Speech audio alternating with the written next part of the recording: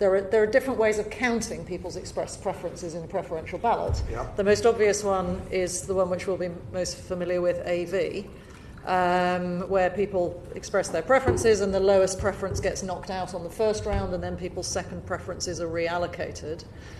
And the likely outcome of that is that the deal is the thing which is knocked out because it's not many people's first preference. Yeah. Which means that you've knocked out the compromise option on round one and you're left with a very polarised vote between the other two options. Yeah.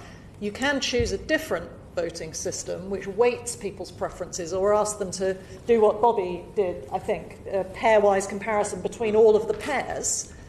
That's likely to give you completely the opposite outcome because that encourages compromise and pushes people towards the deal. So I think this is a serious problem. I mean, in order to have a referendum, we have to have legislation.